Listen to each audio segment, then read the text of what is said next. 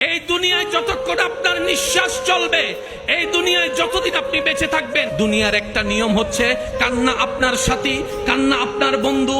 এই কান্নাটাই আপনার সাথী হবে, কারণ দুনিয়াতে আসার সময় আপনি কান্না করেছেন, নিজেও কান্না করেছেন, মানুষকেও জ্বালিয়েছেন। এটাই আপনার ধারা, এটাই আপনার নীতি। দুনিয়াতে যতদিন থাকবেন কষ্ট থেকে আপনি পালাতে চাইলেও পারবেন না, আপনি দুঃখ থেকে পালাতে চাইলেও পারবেন না। কিছু দুঃখ নিজের আসবে, কিছু দুঃখ পরিবেশ মানুষ আপনাকে করে দিবে। আসল হাসি আমাদের জন্য আল্লাহ রেখেছেন জান্নাতের বাগানে। জান্নাতে কোনো কান্না, ভাই বলে না, জান্নাতে কোনো কান্না, জান্নাতে কোনো মন খারাপ, জান্নাতে কোনো টেনশন। তো এটা কি দুনিয়া না জান্নাত? জোরে বলেন, এটা কি দুনিয়া না জান্নাত? তো দুনিয়া যেহেতু আছে, কান্নাও থাকবে, টেনশনও থাকবে, সুতরাং সুইসাইড করার দরকার নাই। জীবন যুদ্ধের লড়ে যান রবের উপর ভরসা রেখে। যারা সুইসাইড করে তারা বিতুর দলের পাক্কা আসামি হয়ে যায়। কেন?